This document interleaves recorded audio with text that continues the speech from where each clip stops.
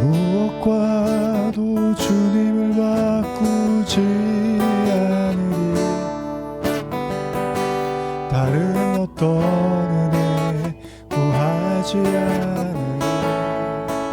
오직 주님만이 내 삶의 도움이시니 주의 얼굴 보기 원합니다. 나 무엇과도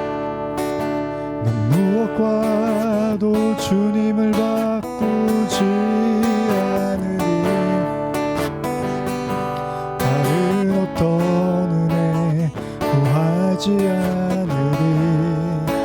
오직 주님만이 내 삶의 도움이시니 주의 얼굴 보기 원합니다.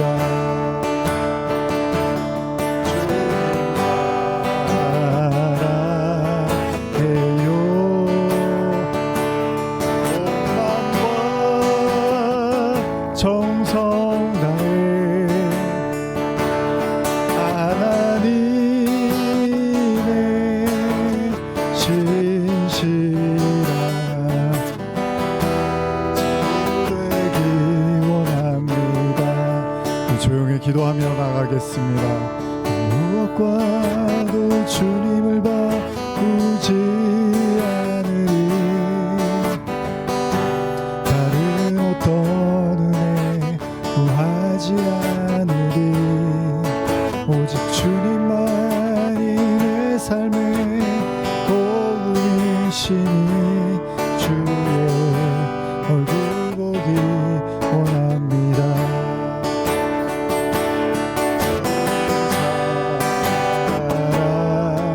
사랑해요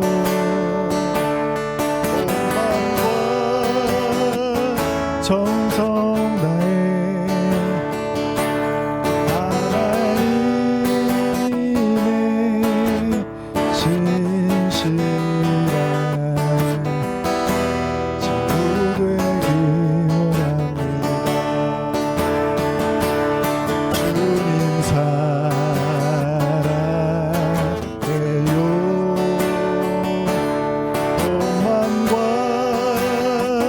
정성 다해 하나님의 신실한 친구 되기 원합니다.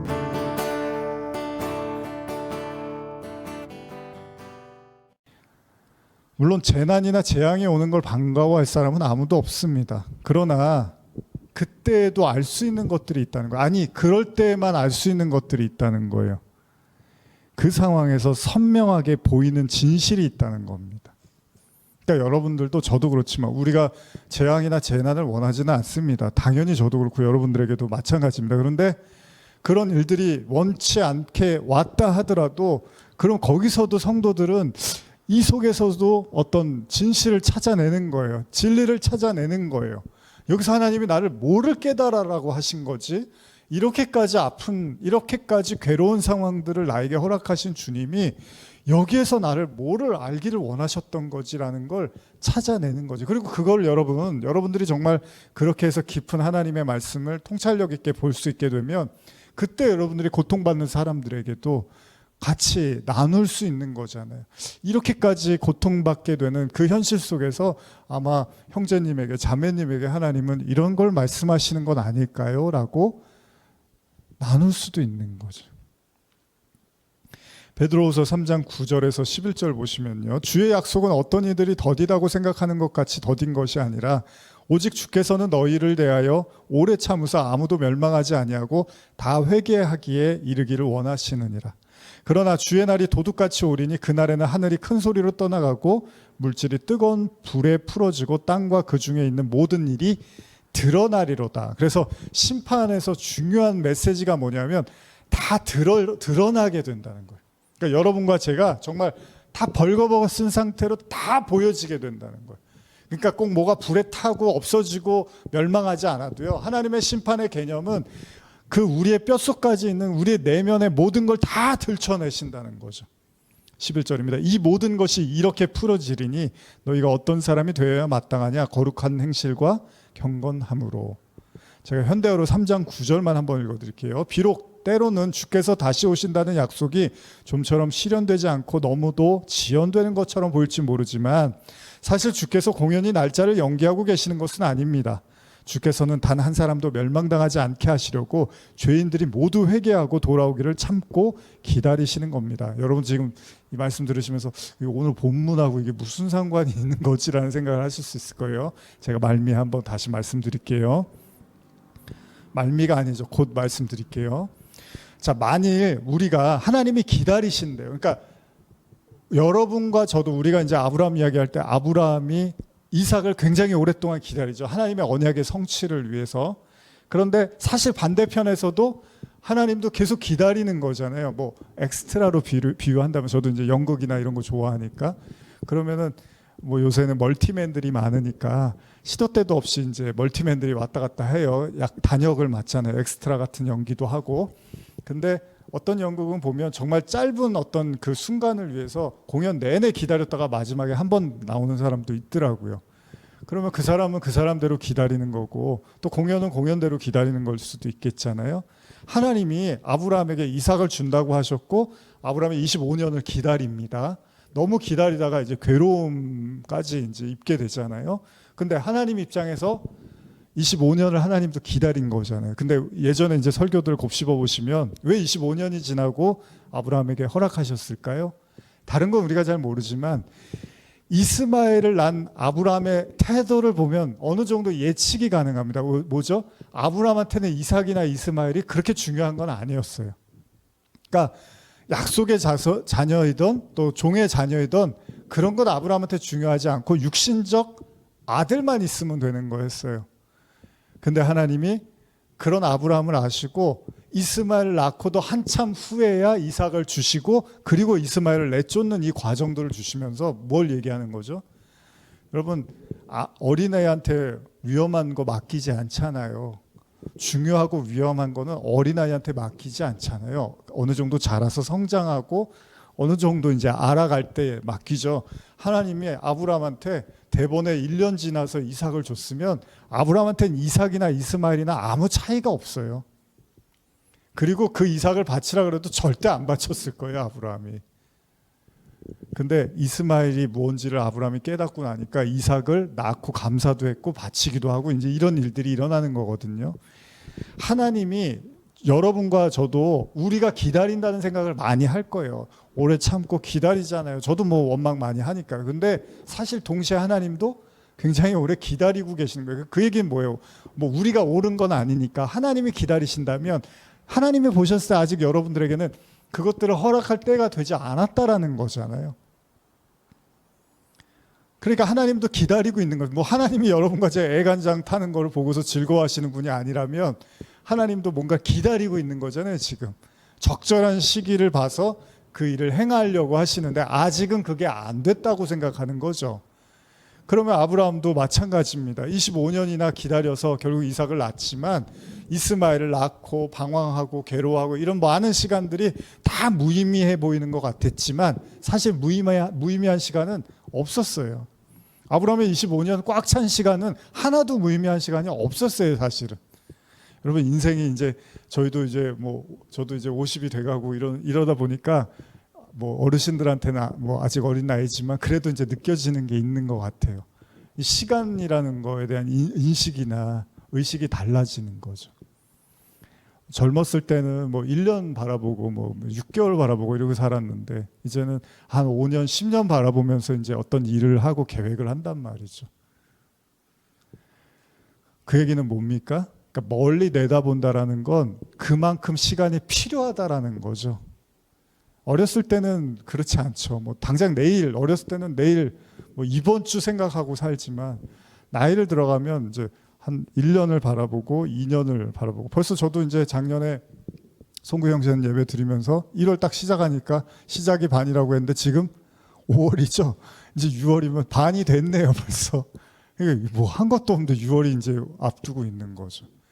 그러니까 우리가 저도 이제 뭐 강해 설교나 이제 제가 이렇게 요한계시도 하지만 1년 이제 보고 하는 거죠. 그러니까 시작할 때 1년 생각하고 가는 거거든요. 작년에 제가 가을에 이제 그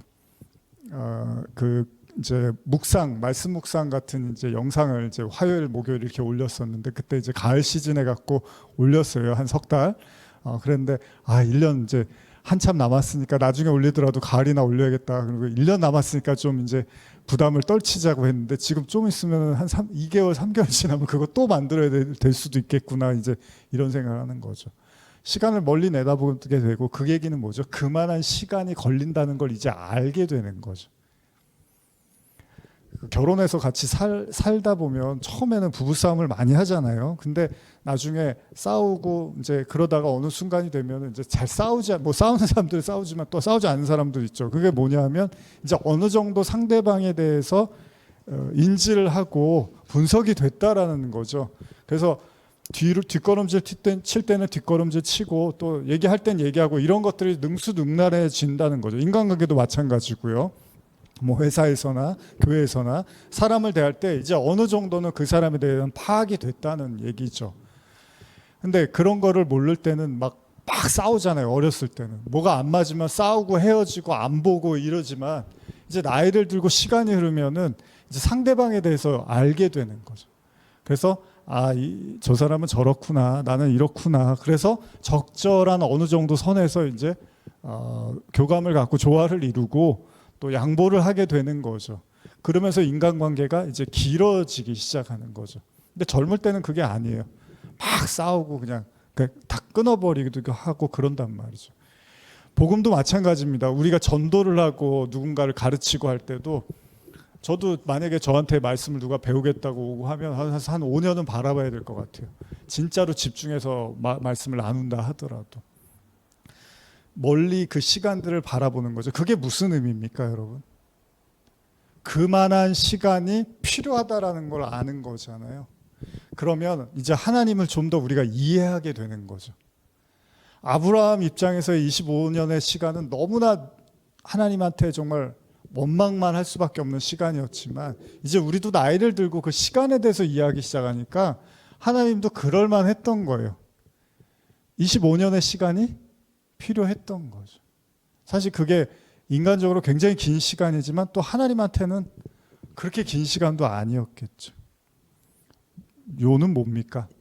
하나님이 우리를 오래 참고 기다리신다는 건 하나님이 다 구원을 위해서 우리를 기다리신다는 이야기죠. 자, 다시 계시록으로 한번 가볼까요? 8장 3절에서 5절입니다. 한번 읽어보겠습니다. 시작. 또 다른 천사가 와서 제단 곁에 서서 금향로를 가지고 많은 향을 받았으니 이는 모든 성도의 기도와 합하여 보좌 앞 금제단에 드리고자 함이라. 향연이 성도의 기도와 함께 천사의 손으로부터 하나님 앞으로 올라가는지라. 천사가 향로를 가지고 제단에 불을 담아다가 땅에 쏟음에 우레와 음성과 번개와 지진이 나더라. 왜 이 본문을 다시 읽는지 이제 조금 이해가 가실 수 있습니다. 성경은요, 금향로에 많은 향을 받은 다른 천사에 대한 이야기를 기술합니다. 그리고 그것은 모든 성도의 기도와 합하여 하나님의 보좌 앞 금제단에 드리고자 한다고 말하고 있습니다. 기도를요. 그리고 그 향연, 바로 향의 연기가 성도의 기도와 함께 하나님께로 올라감을 묘사하고 있는데요. 자, 성도들의 기도. 아까도 잠깐 나눴지만 우리가 이거 기도해야 되는, 성도들이 기도해야 되는 이유가 여기에 있습니다. 성도들이 기도하면 어떻대요? 하나님께 올라간대요.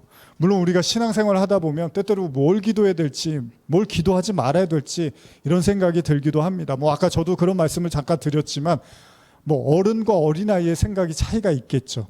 예를 들면 어릴 때는 어떻죠? 부모님한테 엄마 나 이거 갖고 싶어, 이거 먹고 싶어, 이거 하고 싶어 막 이러잖아요. 서슴없이 자기 원하는 걸 계속 말합니다. 근데 어느 정도 나이가 들면 무작정 있는 그대로 하고 싶은 걸 다 말하지는 않습니다. 꼭 필요하거나 말해도 되는 것과 그렇지 않은 것을 어느 정도 구분하는 힘이 생긴다는 거예요. 그럼에도 불구하고 우리가 하나님께 이제 모든 걸 기도한다고 했을 때, 왜냐하면 하나님은 눈에 보이시지 않지만 사실 여러분들의 마음을 너무나 잘 아십니다. 꿰뚫어 보시는 분이에요. 그래서 사실은 그냥 마음을 먹은 그 상태만으로도 하나님은 그냥 마음 자체를 기도로 받으실 수도 있는 분이죠. 꼭 입으로 얘기 안 해도 여러분들의 마음을 그냥 생각을 받으실 수도 있는 분입니다. 그래서 예수님이 산상수훈에서 아까도 말씀드렸지만 먼저 그 나라와 의를 구하라 그러시면서 뭐라 그러죠? 먹을 것과 마실 것과 입을 것 이거 염려하지 말고 구하지 말라고 하셨지만, 그럼에도 불구하고 우리가 사실 살아가는 가장 그 첨예한 어떤 우리의 삶의 문제는 이 문제들이 많기 때문에 원치 않아도 구할 수밖에 없는 상황들이 놓여집니다. 이 마음이라는 게 우리 마음대로 안 된다는 거예요. 이스라엘 백성들이 광야에서 물이 없을 때 하나님께 굉장히 원망을 하잖아요. 그러니까 우리도 삶에 어려움이 오면 어쩔 수 없습니다. 하나님께 탄원하고 고백하고 부르짖을 수밖에 없는 거죠.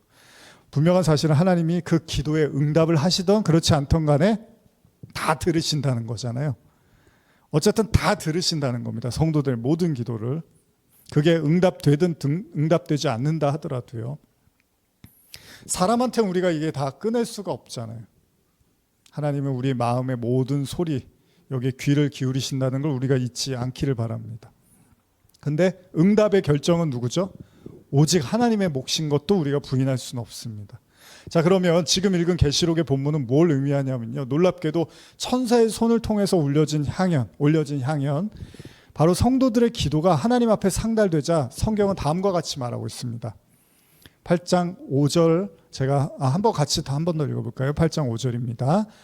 시작. 천사가 향로를 가지고 제단에 불을 담아다가 땅에 쏟음에 우레와 음성과 번개와 지진이 나더라.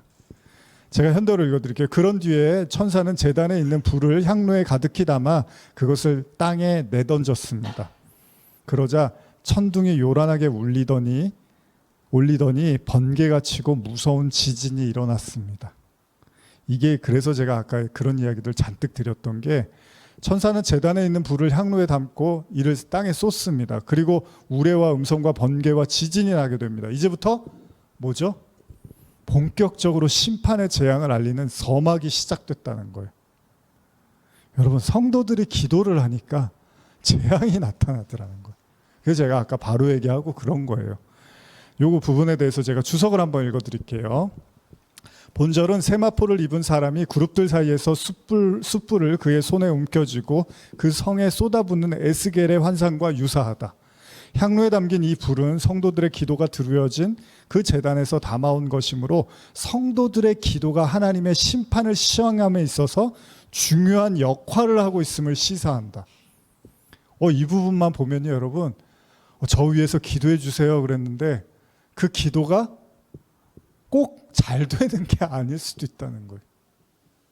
여러분들이 저한테 목사님 제가 힘든데 저 위해서 기도해 주세요 그랬는데, 지금 여기 지금 주석이 뭐라 그럽니까?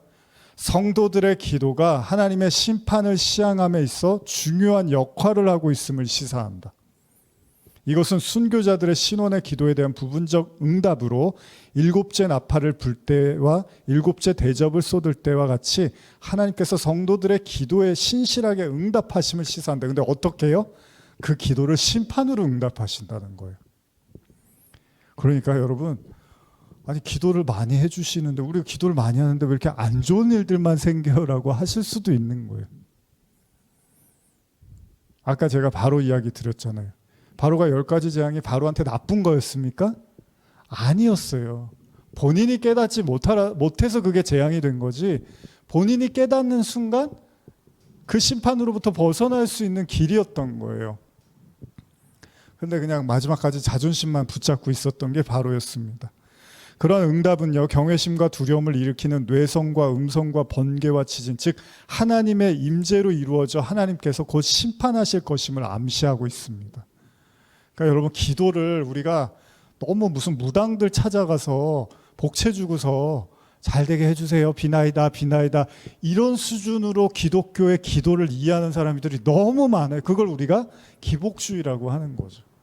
복이 맞아요, 하나님이. 그런데 우리가 생각하는 그런 방식의 복이 아니라는 거예요. 그리고 그런 형태로 오지 않을 수도 있다는 겁니다. 욥 얘기를 자주 드리지만 욥이 불행한 사람입니까? 사실은 아니에요. 욥이 굉장히 행복한 사람이 된 거예요. 근데 불행한 과정을 분명히 밟았어요. 근데 결론적으로는 욥은 굉장히 행복한 사람이 맞아요. 복을 받은 게 맞아요. 근데 누가 그 욥이 고통당할 때 너 이게 복이야, 너 이거 하나님이 함께하고 계시는 거야. 너 하나님이 얼마나 사랑하시길래 이러냐? 이렇게 말할 사람이 누가 있습니까? 저도 가서 욥한테는 그렇게 말 못하겠어요. 그렇죠? 저도 집에 와서 제 아내한테 그럴 거예요. 야, 그래도 욥 정도면 괜찮은 사람 같은데 하나님 진짜 안 계신가? 왜 저렇게 저 사람 저렇게 망가졌지? 이럴 거예요. 근데 아니라는 거예요. 근데 자꾸 무당 찾고 그런 어떤 샤머니즘적 어떤 기도하고 기독교의 기도를 자꾸 혼돈하고 있어요, 사람들이. 그게 아니에요. 지금 뭐라 그래요? 성도들이 기도하니까 하나님의 심판과 재앙이 임한다고 하잖아요. 하나님의 임재는 그렇게 호락호락하고 만만한 게 아닙니다. 하나님의 임재는 소멸하는 불이라고 한단 말이에요, 히브리서에서는. 그러니까 다 태워버리신다는 얘기거든요.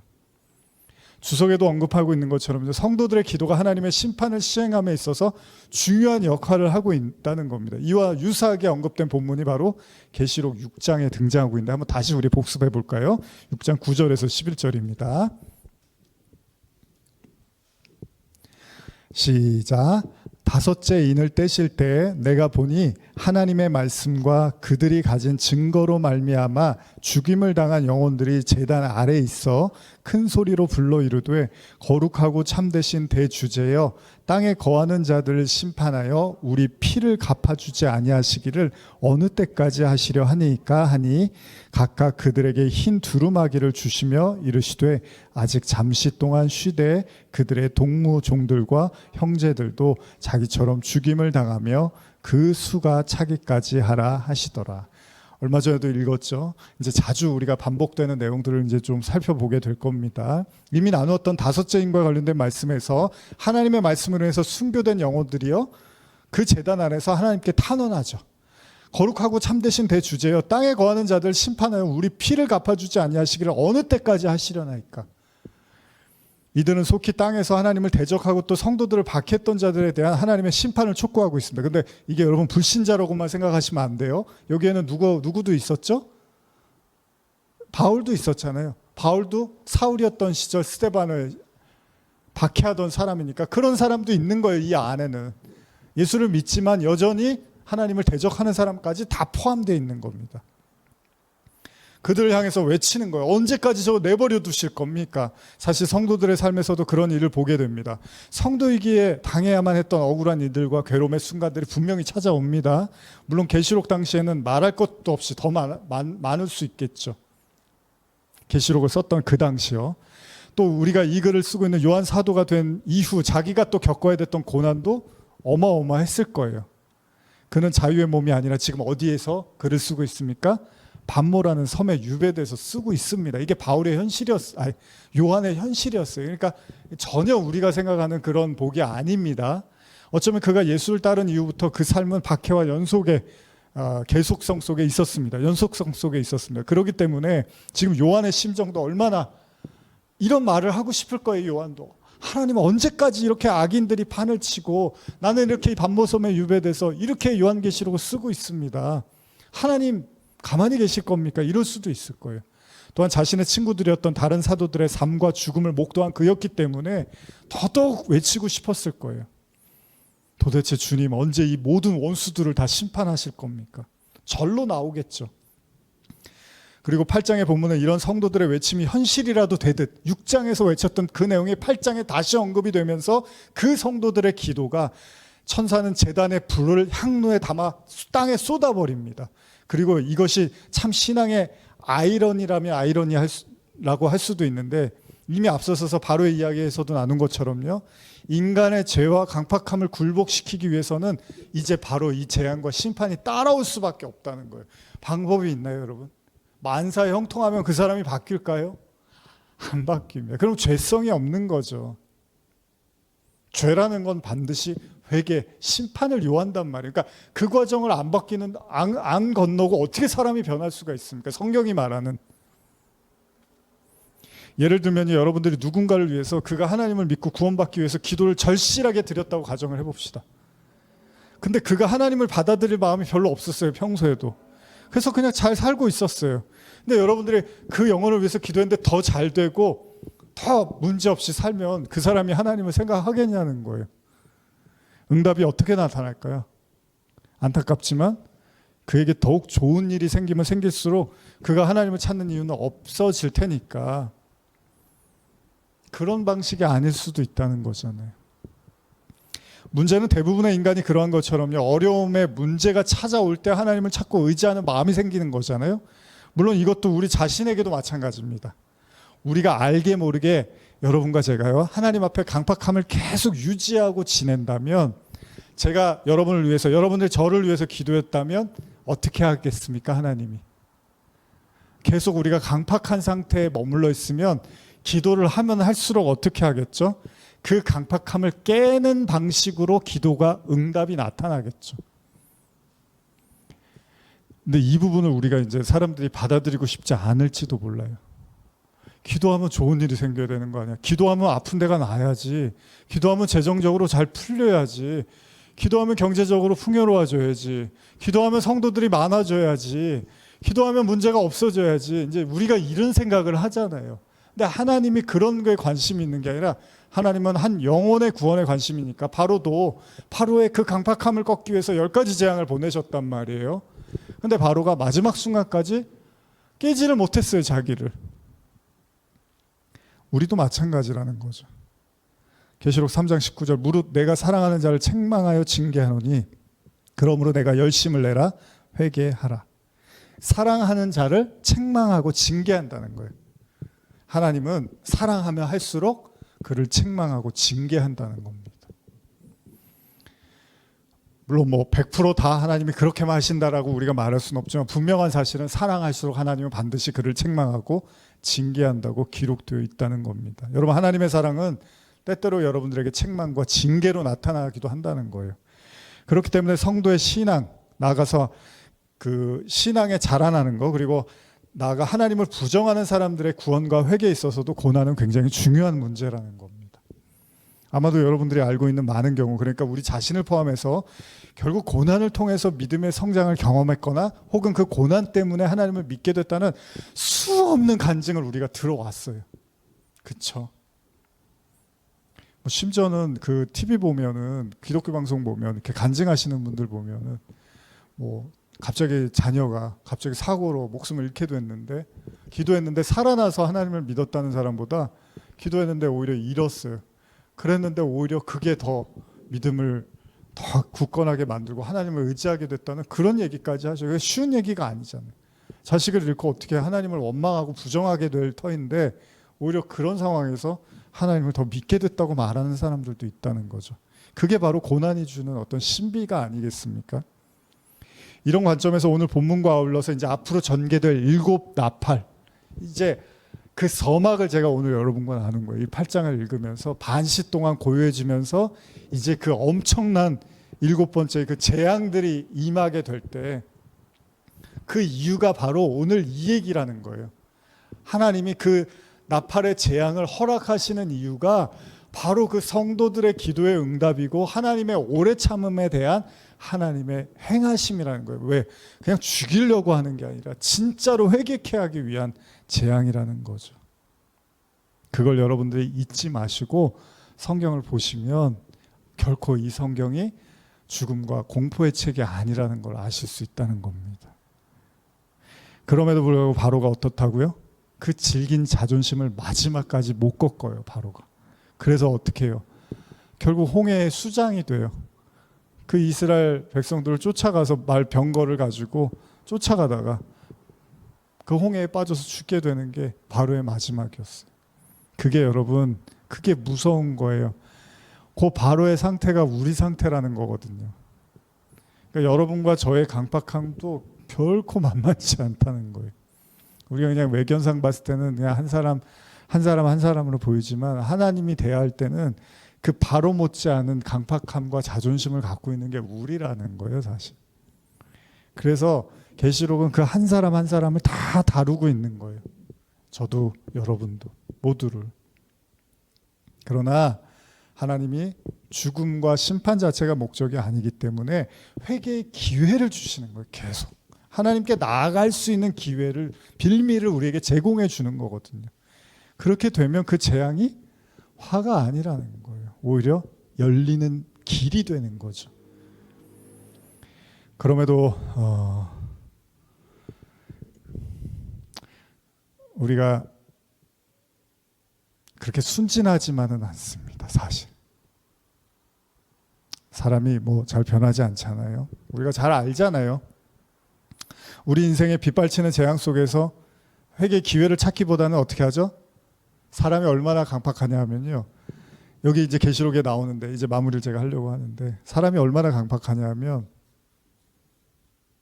회개의 기회를 계속 주시는데 회개를 할 생각을 안 하고 사람이 뭐라 하죠? 차라리 죽여달라고 하는 게 인간이라는 거죠. 이럴 거면 차라리 죽여주세요. 이거 뭐하러 나를 뭐 사랑하신다며 나를 죽여주세요. 하나님의 의중은 우리가 모르니까. 무슨 이야기입니까? 어쩌면 차라리 죽으면 죽었지 잘못을 인정하지는 못하겠다는 것이 인간의 강팍함일 수도 있다는 겁니다. 바로가 그런 것처럼 죽으면 죽었지 하나님 앞에서 자존심을 꺾을 수는 없는 거죠. 그렇게 본다면 바로와 애굽에 내려진 10가지 재앙은 사실 심판 이전의 구원의 길이었던 거예요. 마지막까지 구원의 문을 허락하신 거예요. 그런데 그 바로의 마음이 꺾이지가 않는 거예요. 참 이게 불행한 거죠, 여러분. 인간의 마음이 얼마나 교만하고 돌덩이 같은지를 우리에게 보여주고 있는 거예요. 그래서 여러분, 이게 이제 괴로우라고 제가 드리는 말씀이 아니라, 그래서 일곱 나팔이나 이런 거 이제 앞으로 계속 읽어 나갈 때도 여러분들이 다 감안을 하고 보시면 되는 거예요. 하나님 왜 이렇게 무시무시하게 이렇게 하셔? 그거를 주목하지 마시고, 인간이 이렇게까지 마음이 강팍하구나. 그래서 계시록 9장 6절은 뭐라고 하냐면 한번 읽어볼까요? 계시록 9장 6절입니다. 시작. 그날에는 사람들이 죽기를 구하여도 죽지 못하고 죽고 싶으나 죽음이 그들을 피하리로다. 이제 이런 말이 나오는 거죠. 죽으면 죽었지 차라리 절대 고집은 못 걷겠다는 게 인간의 마음이라는 겁니다. 이런 얘기 많이 들어보셨죠? 내가 죽으면 죽었지 내가 절대 내가 못 굽혀 막 이런 말 많이 하잖아요, 사람들이. 그러니까 여러분들도 여러분들보다 여러분들이 이제 사람들 볼 때 되게 순진한 척들 하잖아요, 사람들이. 하나님 보셨을 땐 전혀 그렇지 않아요. 다 하나님은 그 인간의 마음 뼛속까지 다 알고 계세요. 그래서 옛사람이 누구죠?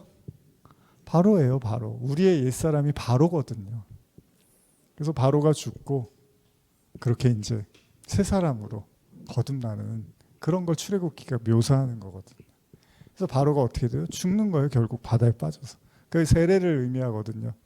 물에 빠져서 죽고 거기서 하나님의 백성들이 나오는 거예요. 그래서 우리가 세례로 죽고 새 사람으로 나오는 거거든요. 그거 보여주는 거예요.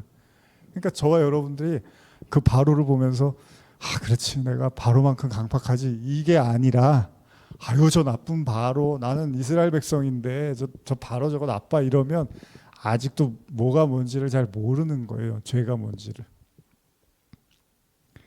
근데 여러분들이 그것들을 인식하고 알아가셨다면 이제 여러분들은 저하고 오히려 감사함으로 계시록을 나눌 수 있는 거죠. 그래.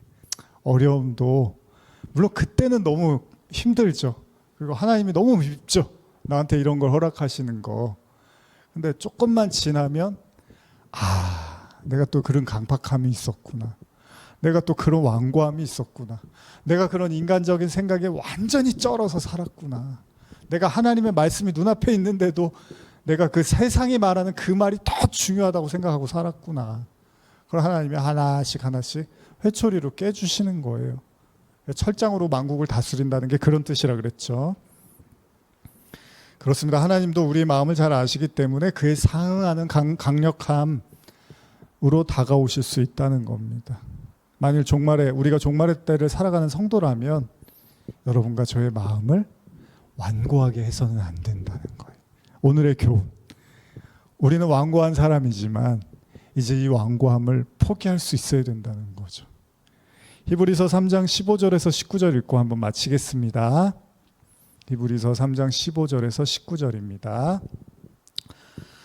자, 찾으셨으면 3장 15절에서 19절까지 한번 읽으면서 오늘 들은 말씀들 쭉 생각하시면서 한번 읽어보겠습니다. 시작.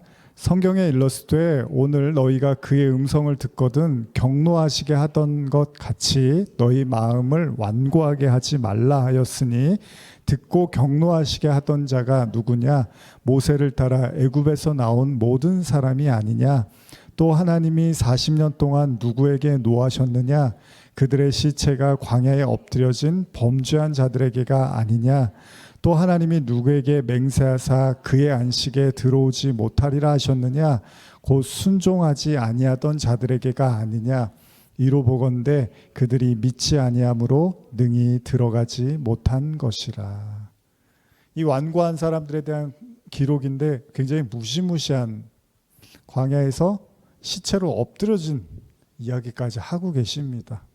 제가 현대어로 한번 읽어드리고 이제 마치겠습니다. 이제 오늘 말씀 마무리하면서 이제 마치고 기도 바로 할 텐데, 오늘 이렇게 우리가 나눈 말씀들 생각하시면서, 뭐 제가 사람 철학하려고 하는 게 아니거든요. 인간이 악하다는 걸 얘기해드리고 싶은 게 아니라 하나님의 선택과 하나님의 방식이, 거기에도 하나님의 구원과 사랑이 담겨 있다는 걸 여러분들이 꼭 아셨으면 좋겠고, 이제 이 말씀 읽고 마무리할 때 여러분들의 마음속으로 기도하실 때 정말로 그래, 내가 환난을 피해가고 어려움을 피해가고 어려움이 빨리 끝나기만을 바랬지, 그 속에서 내 혹시 완고했던, 내가 하나님께 회개해야 될 것이 무엇이었나라는 걸 좀 진지하게 우리가 생각함으로써 진짜 여러분들에게 모든 어려움이 오히려 복이 돼서 교제하고 나눌 수 있는, 간증할 수 있는 그런 은혜가 있기를 간절히 축복합니다. 히브리서 3장 15절에서 19절 제가 현대어로 한 번 더 읽어드리고 기도하겠습니다. 그러므로 지금 이 시기가 중요합니다. 다음 경고를 잠시도 잊어버리지 마십시오. 무리바에서 너희 선조가 그랬던 것처럼 그렇게 고집을 부리지 말아라. 너희 선조가 마사에서 그랬던 것처럼 그렇게 고집을 부리지 말아라. 하나님의 음성을 듣고도 하나님을 거역한 자들이 누구였습니까? 자기들의 지도자 모세의 인도를 따라 애굽을 빠져나온 사람들이 아니었습니까? 그리고 40년 동안이나 하나님의 진노를 산 사람들은 누구였습니까? 죄를 짓고 광야에서 죽어 시체가 된 바로 그 이스라엘 사람들이 아니었습니까? 하나님께서 약속의 땅에 결코 들여보내지 않겠다고 맹세하여 말씀하신 것은 누구를 향해 하신 말씀입니까? 하나님께 순종하지 않은 바로 그 사람들에게 하신 말씀이 아니었습니까? 왜 그들이 약속의 땅에 들어가지 못하였습니까? 말할 것도 없이 그들이 하나님을 의지하지 않았기 때문입니다. 저와 여러분들이 오늘 우리의 완고해진 마음들 하나님 앞에 내려놓고 하나님의 말씀과 뜻에 의지하며 어떤 어려움 속에서도 그 하나님을 바라보며 나가기를 간절히 소원합니다. 기도하시겠습니다. 하나님 감사합니다. 우리 성도들과 함께 주님의 심판과 재앙이 단순히 성도들의 파멸과 멸망을 위한 것이 아니라 회개할 기회를 주시고 우리의 강팍함을 돌아보라는 하나님의 사랑의 채찍임을 또한 나누었습니다. 오늘 이렇게 피곤한 가운데 함께 말씀을 듣는 우리 한 사람 한 사람, 우리 성도님들에게 하나님 이 마음을 녹여주시고 부드럽게 해주시고, 그리고 하나님의 성령으로 감화감동시켜 주셔서 지금 처해 있는 모든 어려움 속에서 하나님의 빛을 발견하여 오히려 이 모든 어려움이 기쁨과 감사와 간증과 고백이 될 수 있도록 축복하여 주시옵소서. 하늘에 계신 우리 아버지여, 이름이 거룩히 여김을 받으시오며 나라의 마옵시며 뜻이 하늘에서 이루어진 것 같이 땅에서도 이루어지리이다. 오늘날 우리에게로 갈 양식을 줍시고 우리가 우리에게 죄 지은 자를 사하여 준 것 같이 우리의 죄를 사하여 줍시고 우리 시험에 들게 하지 마옵시며 다만 악에서 구하옵소서. 대개 나라와 권세와 영광이 아버지께 영원히 있사옵나이다. 아멘.